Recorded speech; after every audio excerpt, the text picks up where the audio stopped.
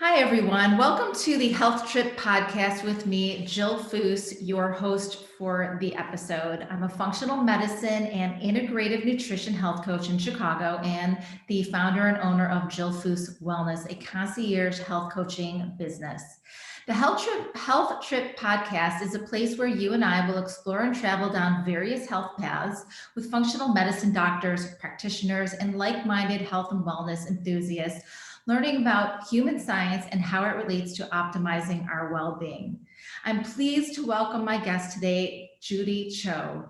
Judy is a nutritional therapy practitioner and holds a psychology and communications degree from the University of California, Berkeley. Judy is the author of Carnivore Cure, the ultimate elimination diet for optimal health. Judy is a functional nutrition and holistic health private practice, serving both clients remotely and in Austin, Texas. She works with clients by focusing on the root cause of an array of health challenges.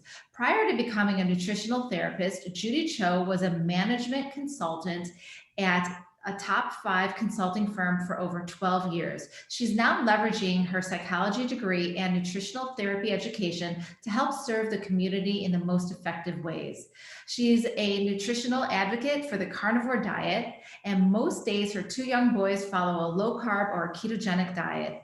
She focuses on debunking nutritional misinformation and promoting self-knowledge and self-advocacy. She shares bite-sized holistic nutrition information with her infographics on social media platforms, and she is passionate about helping people to be the best selves and live their best lives.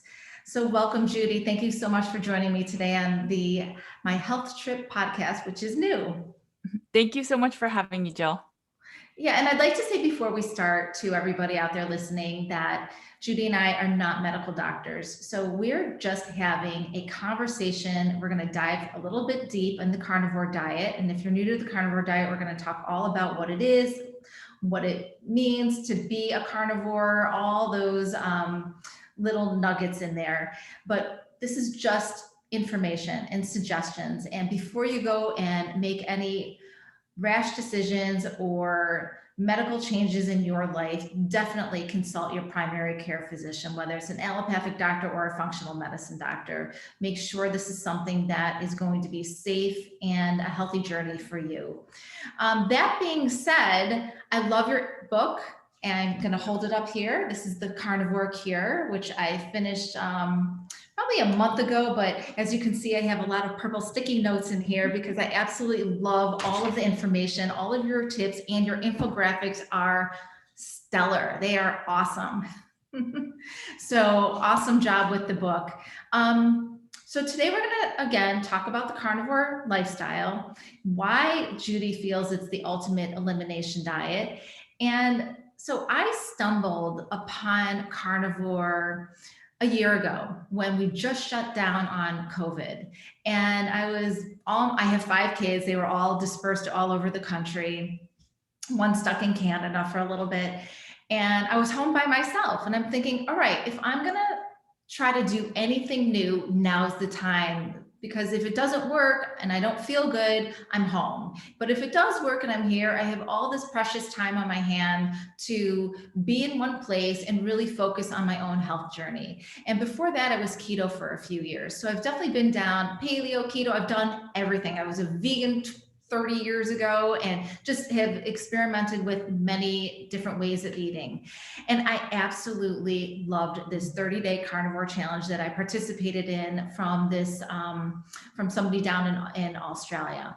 And I was just so intrigued by the whole thing. I had half a thyroid, had my half a thyroid taken out about 22 years ago. And I've been chasing my own labs for over 20 years, trying to balance my own thyroid, trying to balance my hormones after having 5 children, aging, and just always wanting to stay optimized. I've been a healthy athlete since I was 16, and I've been on this journey for many, many decades, but I did not feel 100%. And for as much time and energy and knowledge that I have myself, I was annoyed. I was annoyed that my labs were, you fix one thing and then something else falls off the cliff and you're just back to ground zero. And the carnivore diet within days within a week, I noticed a massive change in my energy, in my mood, in my sleep, in my libido, in everything. My workouts were better. My body became lean just within 3 weeks. Like I've already always been lean, but even leaner. And building that muscle mass didn't seem as hard as it was before. And I'm, in my 50s. So these are all challenging things for many, many men and women out there who are middle aged. But it's definitely my sweet spot. I've been on it for a year. I don't even miss chocolate, and I was a chocoholic, and that was really hard for me to give up. And I'm just excited to talk to you about the carnivore diet, I already know your perspective, but to share your perspective with my community is just such a gift to them. So let's just dive in. First, I want to know how you discovered carnivore, your own personal journey, how this works with your family. I know you have two younger kids. So tell me about how you got here. Sure. So I was a management consultant. So I was plant-based for about 12 years. I had occasional fish, but it was primarily just veggies, very low fat. So I think it was a combination of not having enough protein plus not having enough good fats that made me basically start struggling with mental health. Never once did I think it was a diet, since plant-based is supposed to be so good for health. So as I was traveling the world kind of thing, and just eating like whatever foods I wanted, but from a plant-based perspective, I was just declining in health mentally and not necessarily physically. But one thing I noticed is I started kind of binging behind closed doors. I probably wasn't getting enough fat. So the body was like, go get some fat, go get anything that will trigger, like overeating. And so that's kind of how I think I managed to stay plant-based for such a long time, was to eat a lot of like processed junk foods in the middle of the night and then do things to compensate, whether it was purging, whether it was just restricting. And so basically, things hit the wall when I had my first son and I got really sick. I took antibiotics. I believe that I probably had very few gut bugs because I was using a lot of diuretics and stuff to kind of maintain my weight. And so because when you eat a lot of vegetables, you can be very constipated. So that was me. I was eating like a pound of spinach every day. And so I was literally taking laxatives every day. And so I don't know if it was a mix of that. The doctors never knew, but I ended up taking antibiotics and my memory kind of just wiped out on me. I don't really know exactly what happened, but I was forced to stop nursing. And people, my family, my husband, they just had no idea if I'd kind of come back to normal. And so, they even had thoughts of, okay, how are we going to raise my oldest son? And he was only 6 months at that time.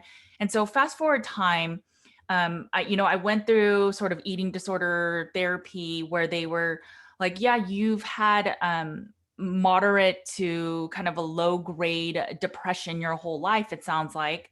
And so what's so wrong with you taking antidepressants? So I listened to my psychiatrist and I, believed every word. And I was like, okay, I guess this is my lot in life where I just struggle with mental health and I'm just wired that way. And so I took it.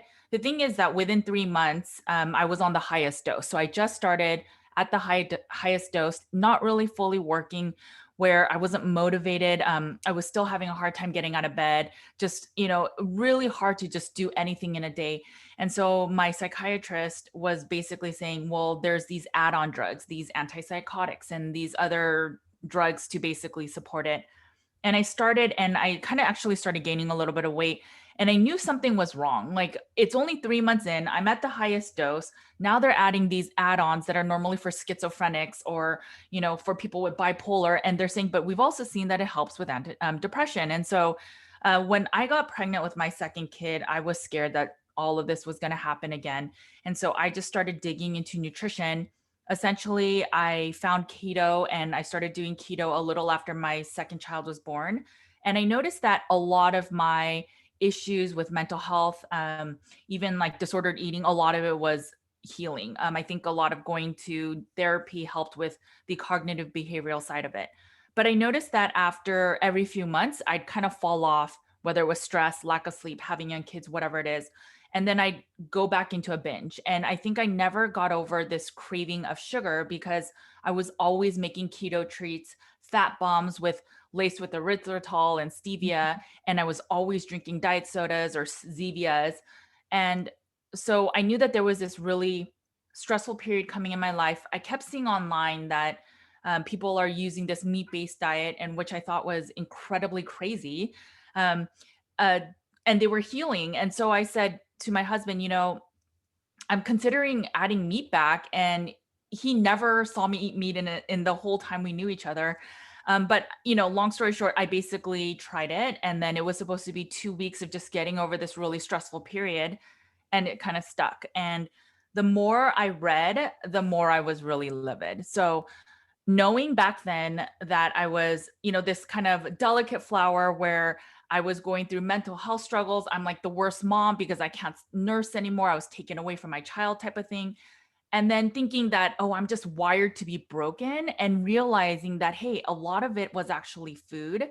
And I have never, and so now I've been carnivore for over, I guess, 3 years now, but I've never had a bout of depression. Sure, I go through moments of anxiety and just the normal amounts, but never once have I had a struggle getting out of bed or having those bouts of depression that my doctor said I was just wired with.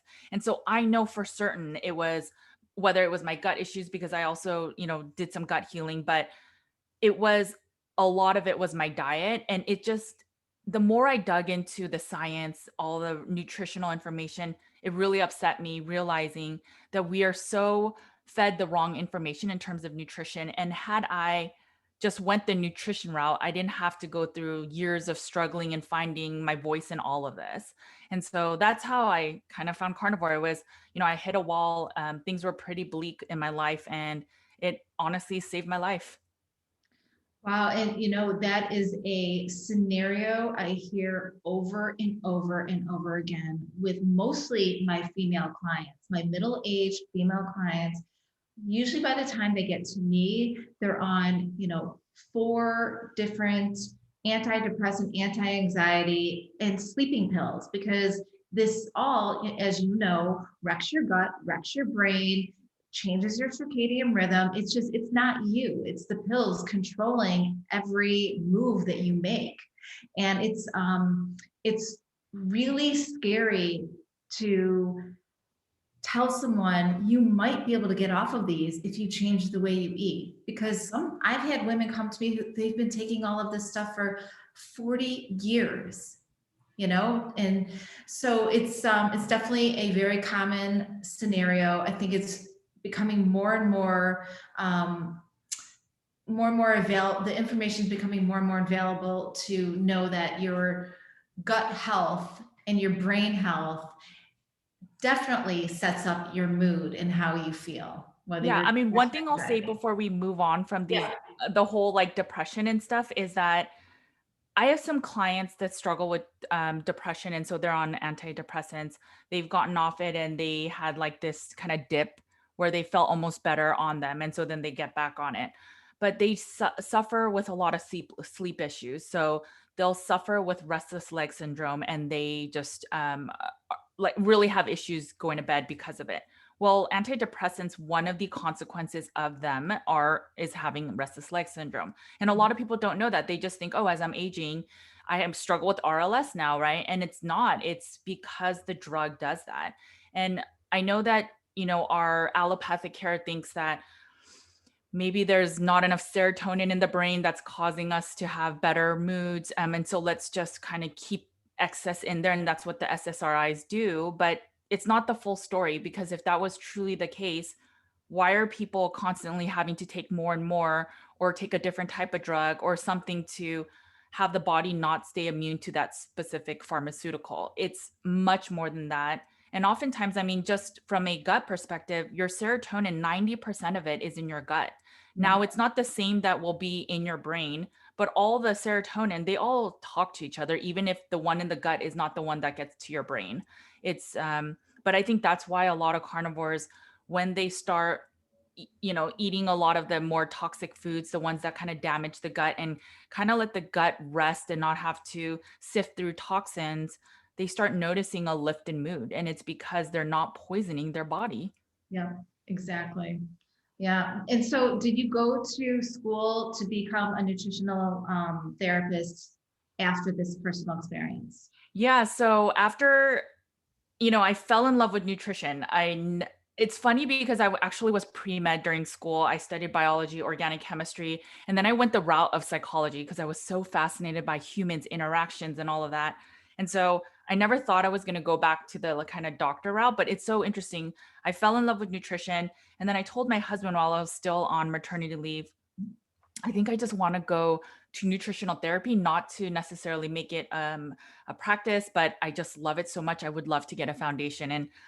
And he was supportive because basically for a long period of him knowing me, I was depressed. And it's like I actually had a passion now and I wanted to do things outside of my young kids. And so we did it. And then yeah, it was really rewarding. So obviously I learned a lot more outside of it, but it was a very good baseline to understand like the different like anatomy and physiology and how blood sugar handling happens and or like fatty acids, why they're so important, or digestion works. So all of those things was very beneficial for me to do nutritional therapy school. Right. Well, they say everything happens for a reason, and not that I would want anyone to go through a 12-year battle of depression or a Right. year battle of depression, but look what happened for you to come out of it. You wrote an amazing book, went to school, and are helping so many people get Thank you. healthy. And speaking of your book, let's just dive in. So, in the title of your book, you use the phrase the ultimate elimination diet. I 100% am on board with that. I think carnivore is the ultimate elimination diet. But there's other elimination diets out there. There's Whole30, AIP, FODMAP, Paleo. Why, in your opinion, is the carnivore diet the purest form of an elimination diet? So the short story is that it removes all plants, and I'll kind of dive into that right now. But if you think about it, all of these, whether it's AIP, FODMAP, Whole30, all of them are really great at being an elimination diet. They remove majority of the processed foods, the seed oil. So already from there, you'll be a leg up and you'll feel so much better. Now, some people are just, more compromised in health. And so they need a more, I guess, ultimate elimination diet. And this is where if you remove certain plant foods or certain nuts and seeds, all plants basically, animals can run from their predator, so they don't need to necessarily store toxins, whereas plants, they're in the ground, they can't move. And so the way that they can deter predators from eating them is essentially protect themselves with toxins within their body. So if you eat them, some of them, mix together and they make toxins. Some of them just have these toxins, these proteins within them that are known to like rip our gut apart there. And so the lesson is that after you eat it, it's like, that made me not feel good, or I got nauseous, or I got tired after, or I have hives or eczema, something is off, and now I'm just not going to eat it. So then the plant's ultimate motive of don't ever eat me again works, right? So if you think of plants in that way and how their ultimate goal, just like with humans and animals, is to procreate, they want to just create and more of their plants without getting killed. And so if you think of it that way, sometimes what's wonderful about all of those elimination diets is they focus on certain things. So the FODMAP removes anything that's something oligosaccharides, anything that has like a type of sugar. Whole30 removes a lot of these kind of unnatural ingredients. AIP removes a lot of, I think it removes dairy. I forget exactly, but they're, they go back to more kind of hunter gatherer eating. The Yeah. thing is, none of them remove all of the plants. And so I'm not saying that we need to remove plants for the rest of our lives. Some people now just feel better. And so they don't really like care for vegetables anyway. So it's a great like green card to Right. like get out of eating plants. But for some people, they're at a point where their immune system is just responding to everything that comes into their body. And so anything they eat, it becomes like a foe. And so if you were to remove any of the plant toxins and a lot of these kind of these foods that can wreck your gut, then it gives that part of the body a little bit of a rest. And so when you're eating just meat, which don't really carry these toxins, but they're the most bioavailable, meaning that these nutrients will be absorbed the best and easiest, even if you have the worst gut health, than any other plant food, you're basically allowing your gut to, like, hey, it's okay that your gut's kind of impaired, but you can still get some nutrients from these meats, and then you could start healing. And so as you fuel your body with the right foods for your body, you're basically can finally start healing. And then as you heal, then you can start figuring out, okay, what plant foods can I add back? But there's no elimination diet that removes all plants. A lot of them remove a lot of plants, but they don't remove all. And the question is why, right? So why not just start really clean with the baseline of just like beef or lamb or some other ruminant meat, and then start healing from the baseline of like, starting from scratch. And then as you are feel well, or like have a baseline of like no symptoms, then you slowly add back in. I mean, if you're going to do an elimination diet anyway, might as well, do the ultimate elimination diet. I agree. My daughter, my adult daughter used to eat kale all the time, sauteed, but mostly raw. And it would be in her smoothies or a huge salad. And she never felt good. She always had just a lot of bloat, migraines, joint pain, and she was always in like just a bad mood. And I said, why don't you just stop eating dark leafy greens for a little bit? Just stop. Give up the kale. Give me 2 weeks to increase your fat, give you more protein, and let's just see how you feel. If in 2 weeks you don't feel any better, you go back to your raw kale. And of course she did this, and within 2 days she said, oh my gosh, I feel so much better. I cannot believe this is just a game changer for me. Like I'm never eating kale or spinach again. And she doesn't. And what I wanted to bring up here was Dave Asprey. A couple of days ago, I was listening to a new podcast, and he was talking about smoothies, and his guest was saying how he loves to make a kale smoothie, and Dave said kale is disgusting and should never be eaten by another human being. Like even my pigs, when I tried to feed them kale, they spit it out. And I just thought, that's it's so true. The kale is not this superfood that everybody thinks it is. And people look at us and think we're crazy. What do you mean? How can kale not be a health food, a superfood? And there's a lot of a lot of functional medicine and holistic practitioners like us who really do not want their clients eating these dark leafy greens.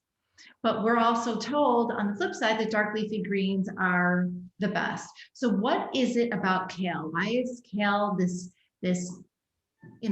objectified leaf that people like us really do not like?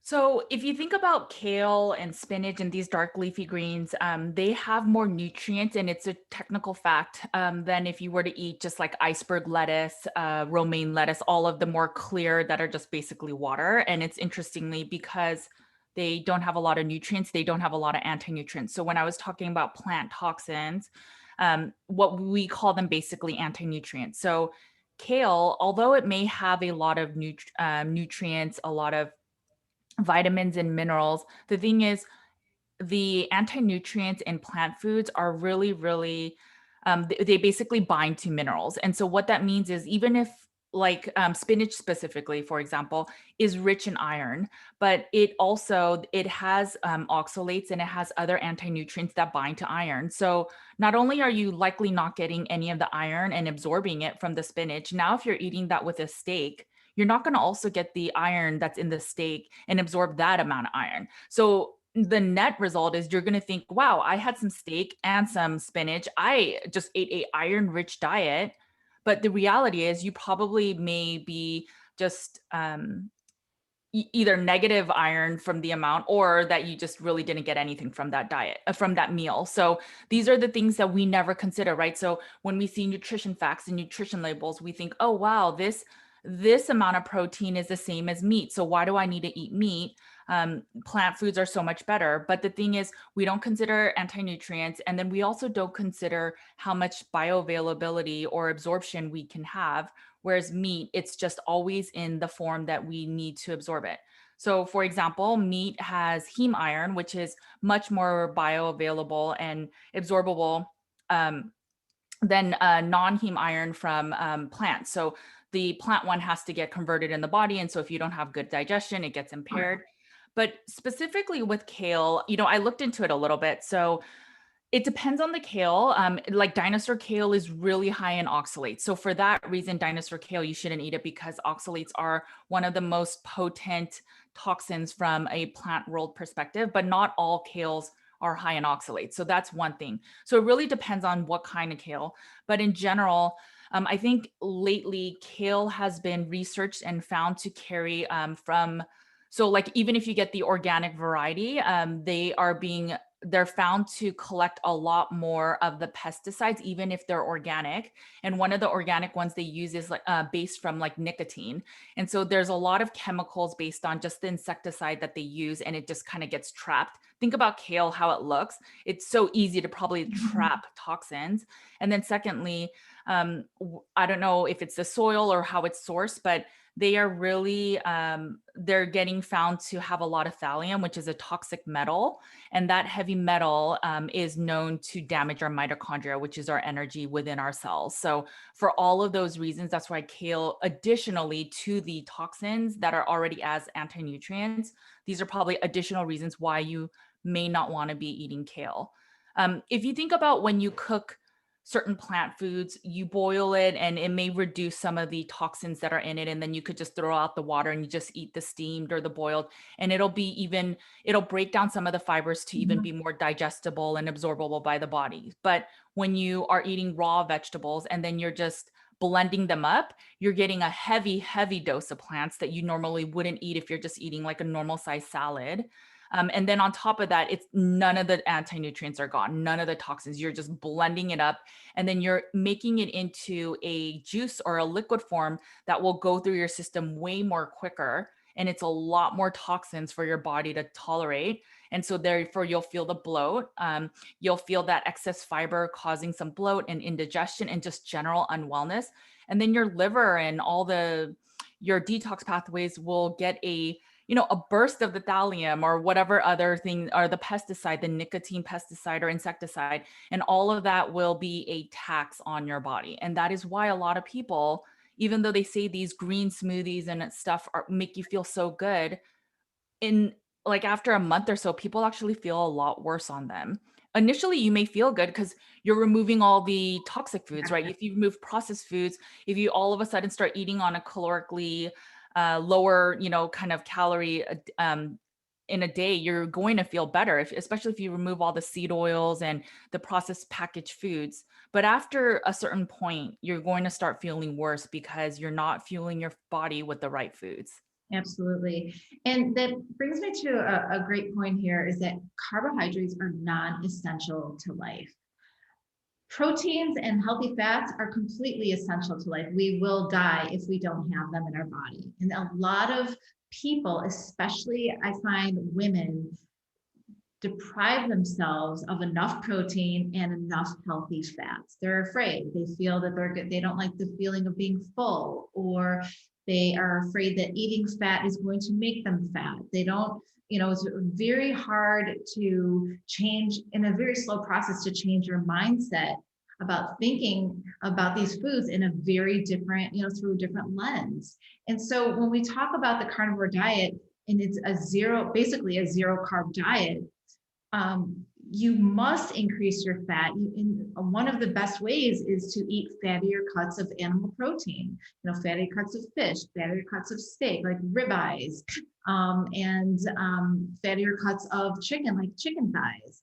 And have you experienced this in your practice where people are just so fearful to make that change? Yeah, it's really interesting. So I mean, just if you think about it from a dietary perspective or a caloric perspective, calories from sugars are much less per ounce or gram than like fat is. So if for every gram, and you do a comparison, it's easier to eat a lot more in terms of weight of carbohydrates and still be really low in calories because sugar just is less calories than fat per gram. So when we focus on just the calories, a 1,500 calorie diet from just carbohydrates versus 1,500 calories from meat is a totally different nutritional perspective. Most people don't see that. They're just like, oh, I'm eating 1,500 calories. So then they're like, I don't care if it's just wholly from sugar, right? So that's one of the mind shifts that we definitely need to do. But if you grew up in the 80s, maybe even the 70s, I'm not even sure, but if you grew up just, a couple decades ago, there's been this real strong push of fear of fat because fat will cause heart disease, saturated fats cause heart disease, and it's just not true. So one thing is that if you go and look at the USDA requirements of cholesterol, they used to say don't eat a lot of eggs because saturated fat causes heart disease, and so you need to limit your intake of eggs.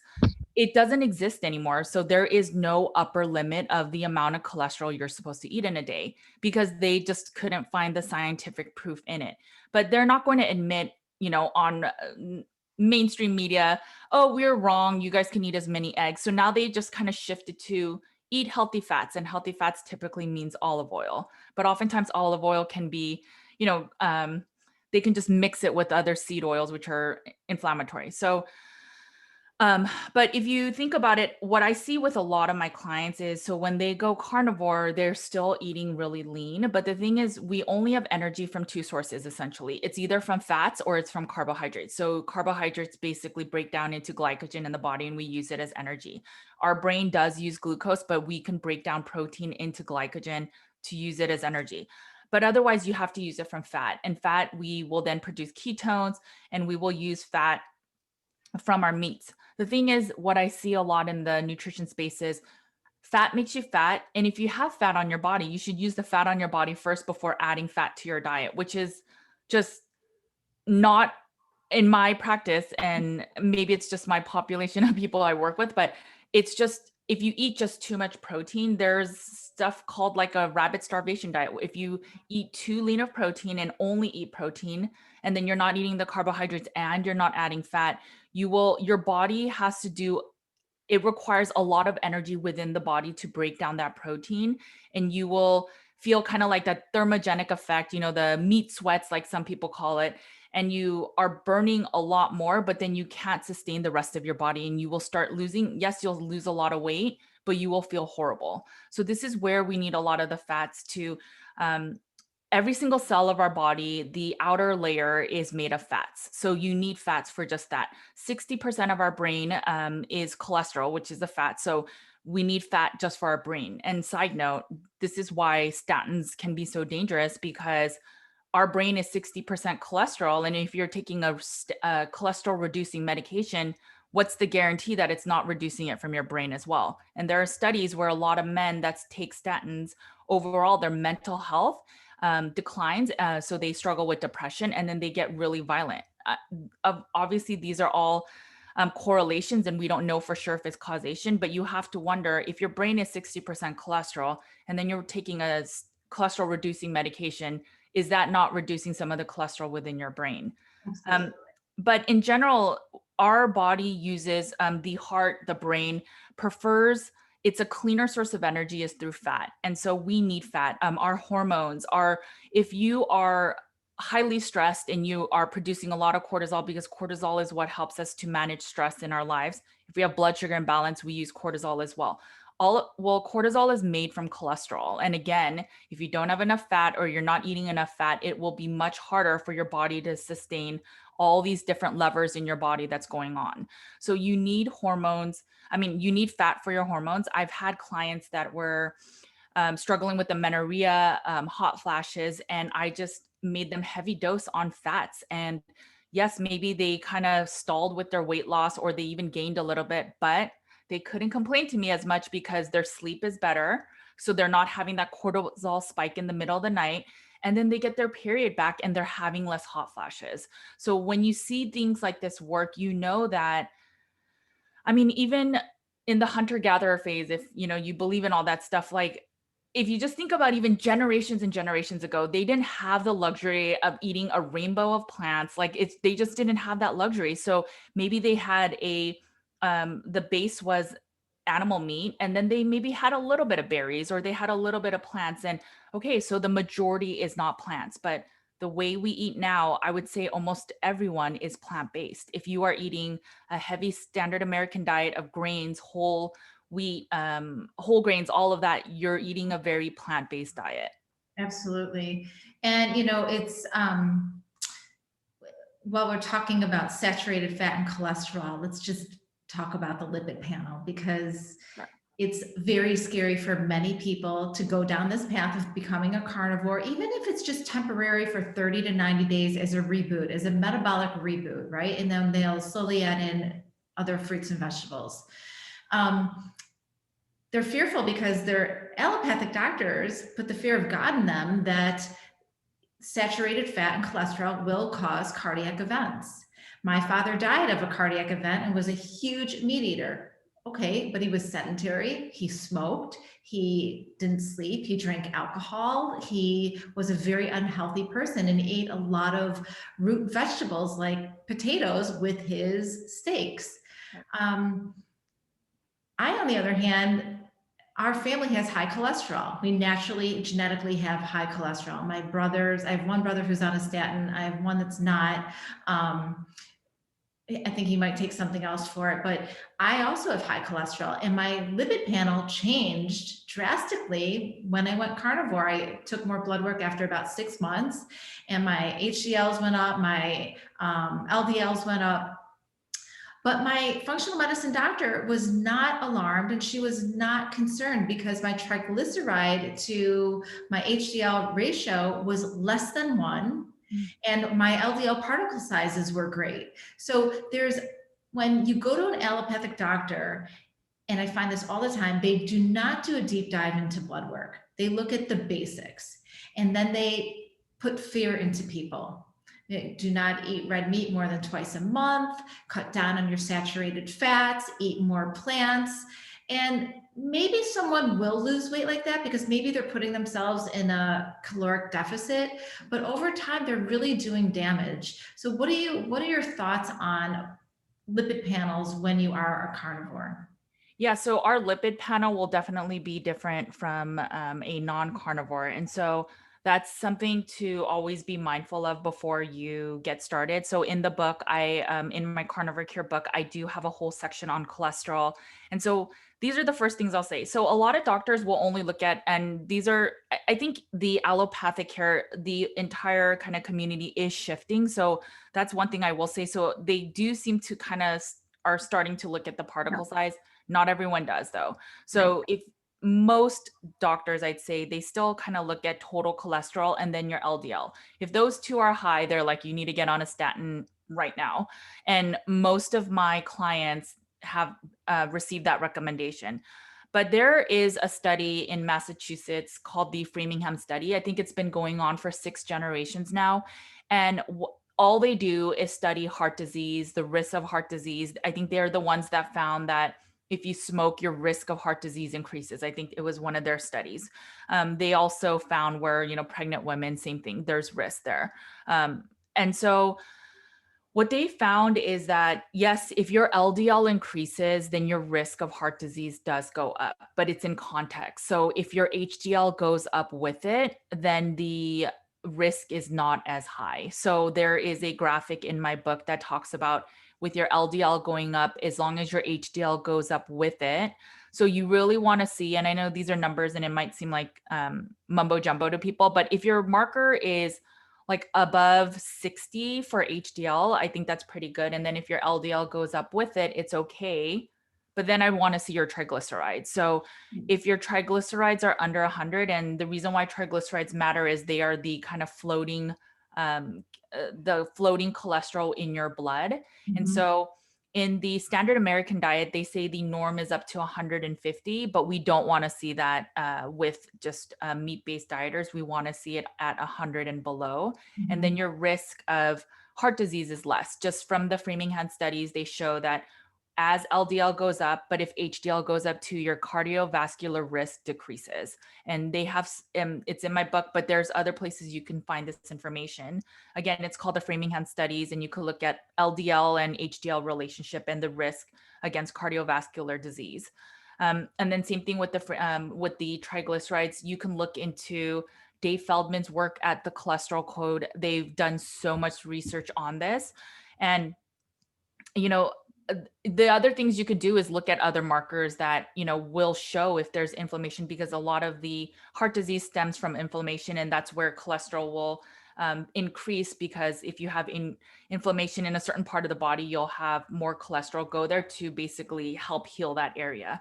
And so you can always look up HCRP, which is C-reactive protein. That's an inflammatory marker. You can also get your calcium, your artery calcium score. But if you look at all of those, so carnivores tend to have really high cholesterol, where doctors will like, you need to get on a statin now. But if you look at their CRP, normal is even at 1.0, but a lot of people will be under 0.5 as a carnivore, which means that they have like little to no inflammation in their body. Their CAC score might be close to 0. And you see all these other markers show, okay, actually you're at really good health. It's just that your cholesterol is different, but that doesn't mean that it's bad. And that's where context really matters. One of my clients, her HSCRP, the C-reactive protein, was really high compared to, a common carnivore.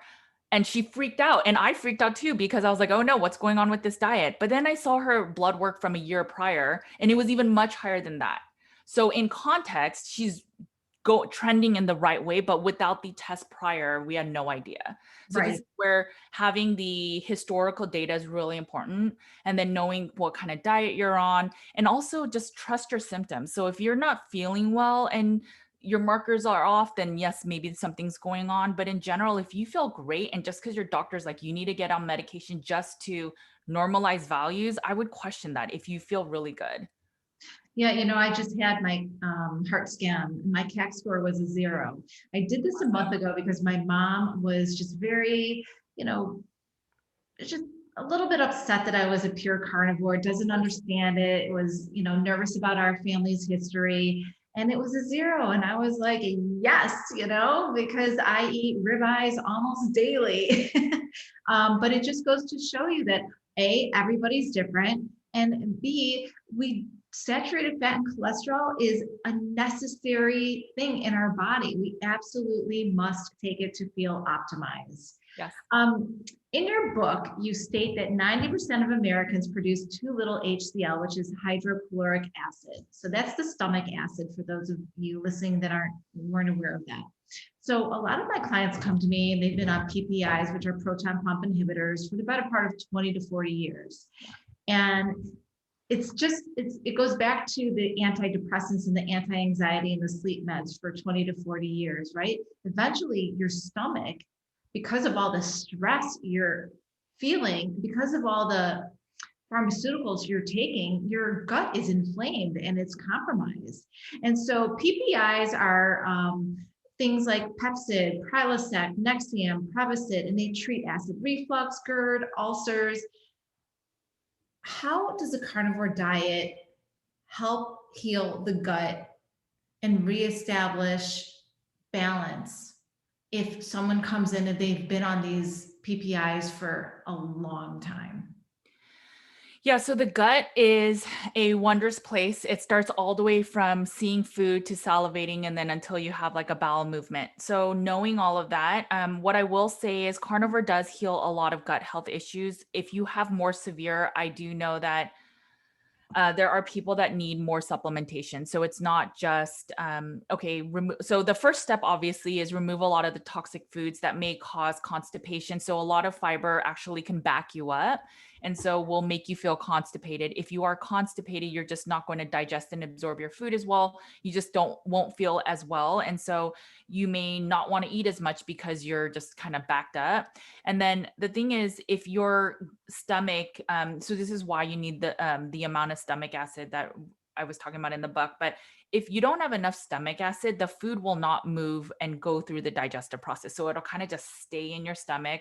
It could get rancid, it could putrefy, and all of those things. And then what ends up happening is your stomach is like a small, there's a small capacity in there. And so if the bottom part of the valve doesn't open up to the small intestine, and oftentimes that's based on your pH levels in your stomach. So if you don't have enough stomach acid, that valve in the bottom won't release. And there's several reasons this happens.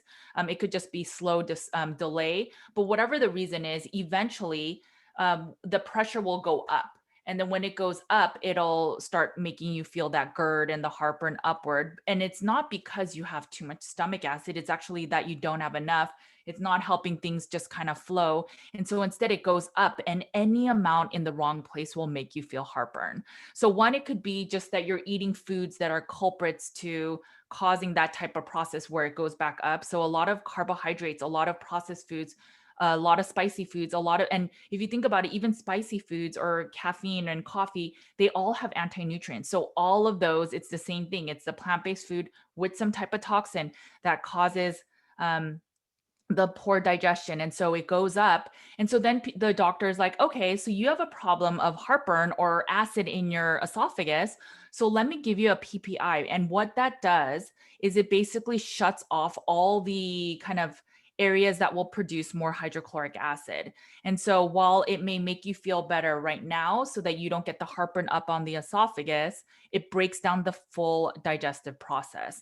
So instead, you're worsening the risk of getting like cancer in your and getting ulcers. Like there's just risks of all these things, and until you stop it, you'll never heal from it, nor will you ever have proper digestion. So again, the thing is, when you initially stop, it's the without the PPIs, you'll have acid. And again, your body is not normalized to have the valve open to the small intestine. And so you're going to probably feel heartburn again. And so the instinctual thing is, I need to get back on the PPIs. But some people take more stomach acid, so hydrochloric acid and betaine HCl. Some people take other digestive enzymes to kind of help the stomach get used to doing more breaking down and absorbing the nutrients. But sometimes you just have to kind of grin and bear it and remove a lot of the toxic foods and struggle with a little bit of heartburn. It won't be for long, but you kind of go through a kind of tough, period of weaning yourself off it.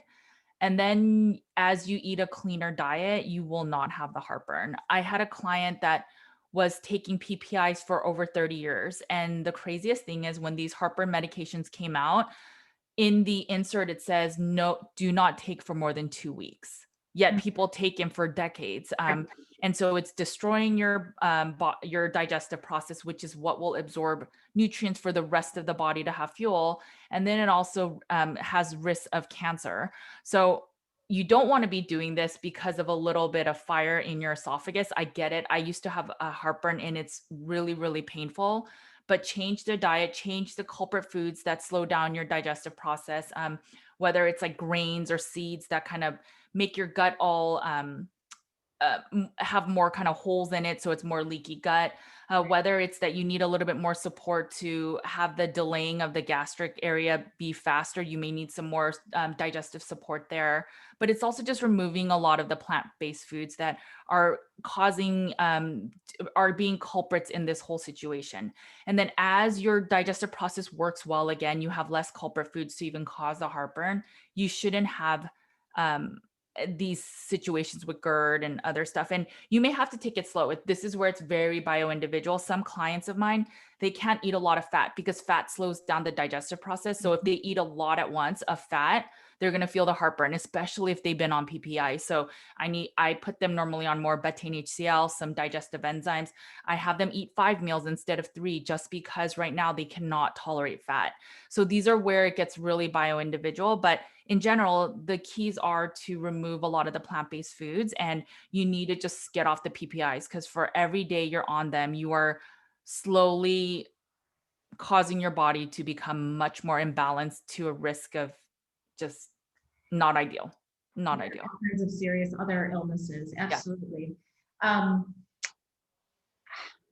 to carnivore, how important is it to eat fattier cuts of animal foods? What's the ratio of lean meats to fat or fat to animal protein? What do you suggest?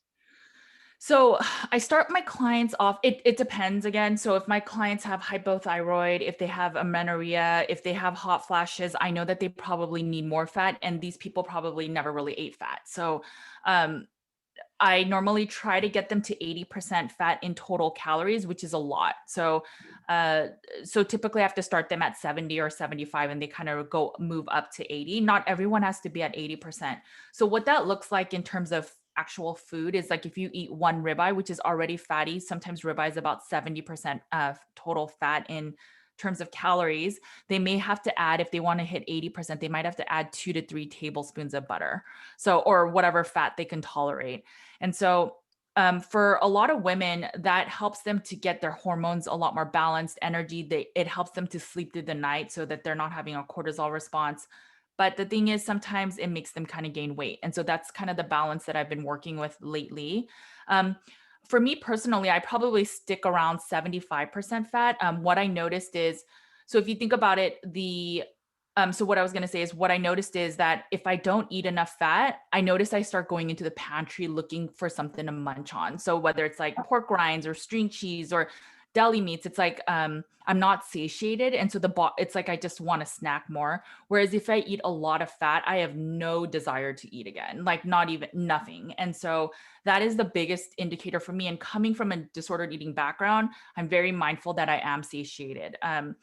If you eat enough fat, because it goes back to, if you eat a lot of protein and not enough fat, your body then has to use for energy, has to break down proteins into amino acids and then convert it to gluconeogenesis to then use it as glycogen or energy as sugars instead of just getting it from fat.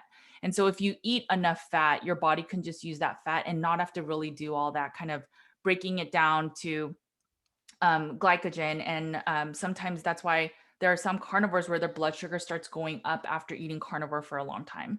Yeah. And I actually, when I started carnivore a year ago, I had that issue. I didn't really understand the protein to fat ratios, and I was trying to figure it out for myself. And I ate way too much protein and not enough fat, because I also, even though I'd been keto and I know healthy fats are good for you, I also felt like, well, that's a lot of fat. And am I going to be gaining weight? Like, how am I going to be feeling? So I eased into it, but definitely had negative symptoms of eating too much protein. I did not feel full and satiated. I was looking for things to snack on.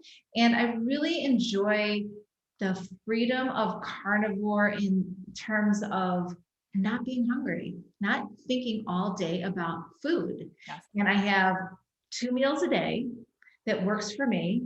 And I make sure I have plenty of fat, and I'm full for probably 6 hours after my first meal. I cannot even think about food. And I'm much more productive and happy in my day because I'm not hungry and I'm not grazing and snacking, which is something everybody needs to give up. And so no matter if my client wants to go carnivore or keto or paleo, whatever the diet is, I always suggest to increase fat. It's one of my biggest suggestions I give to my clients so that they can feel full and satiated and nourished and not go hunting for more food.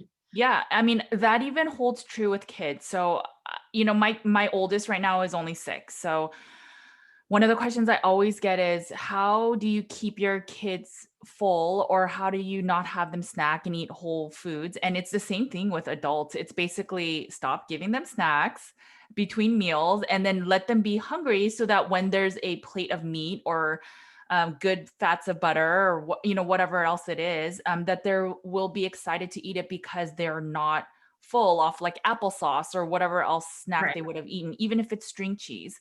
And so my kids typically, they probably have like 2 large meals and then they have like raw goat's milk in the morning. So but their meal is very, very heavy fat based as well. So if I cook like a ground beef patty, I will add a tablespoon of extra butter, right? Or grass-fed butter, or I'll add a little bit of organic cheese so that they're getting more and more fat, or I'll give them more egg yolks over the egg whites, right? So the fat is so important, especially for brain health. I cannot emphasize that enough. Our kids, for example, their brain is almost 95% developed by the age of 5. So you do not want to be feeding your kids anything almost other than fat and good proteins up to the age of 5, because that is the building blocks of what is going to be used for your brain. And again, your brain is 60% fat. So If Right. you're having your brain use like oatmeal, which again is a grain that will block iron. So if you wonder why so many kids are anemic or iron deficient, is it because they're eating so many grains that are binding to iron, so they're not even absorbing it? But these kids that eat all these cereals and grains, and this is even for adults, right? So if you're eating granola in the morning with berries, all of that nutrition that we should be getting for fuel for our brains, it will have to convert all of those grains into fats, which they can do with like carbohydrates and triglycerides, but it's not going to be the same kind of fat and fuel as if we're eating these saturated fats that are rich in cholesterol.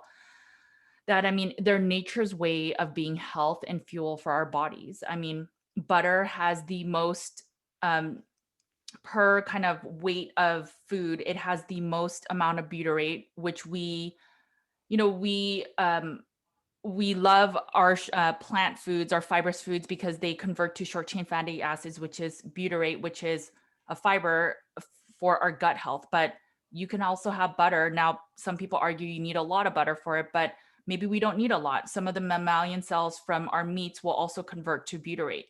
Maybe we don't need a lot. Maybe from our ketones, which is beta hydroxybutyrate, that's another form of butyrate, it will feed our intestines. Maybe we just have been fed the wrong narrative that is making us sick, and we Right. should just go back to how we were eating many, many centuries ago. That doesn't mean you can't eat plants, but maybe if you're feeling unwell and allopathic care has not been able to help you other than with getting on medication, and it just kind of band-aids the situation but doesn't necessarily make you feel better, a meat-based diet can do so much for you. And then you can tolerate more, like maybe you start slowly adding berries, see how you feel. Maybe you start adding some iceberg lettuce, see how you feel. Granted, there's no nutrition, but it gives you variability, right? And then there's less anti-nutrients. So these are just things to think about. And it's just understanding the narrative around our food, and that, you know, just if you dig a little into the science, the nutrition facts is that meat is the most bioavailable, nutrient dense foods that you can have. We talk about carrots being so rich in beta carotene and vitamin A, but you have to convert beta carotene to vitamin A to get absorbed. There are genes that just genetically you cannot do that digestive process and converting it. Well, you can eat beef liver or all these other meats that have a lot of vitamin A, and it's in the form that our body uses. So and there's so many of these, right? K1 and K2, heme and non-heme iron. There's so many. And if you just ate meat, you can not have to worry about a lot of these issues. Absolutely. And we're coming to an end, and I want to ask you one final question for our listeners.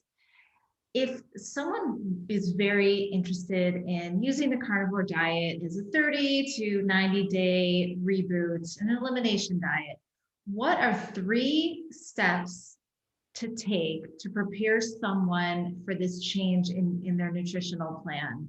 What are 3 easy steps they can take? I don't know if it's because I studied psychology or because I work with clients, but I think working on the mindset is huge. So before you even get started, it's not like on a Friday, you're like, you know what, I'm going to eat like crap this weekend. And then on Monday, I'm going to start a new diet. Like it's not that simple. You will have a period of motivation and be inspired. And then if you are used to eating a lot of glucose rich foods or carbohydrates, you will feel a dip in energy at first when your body has to convert and getting used to making energy from ketones.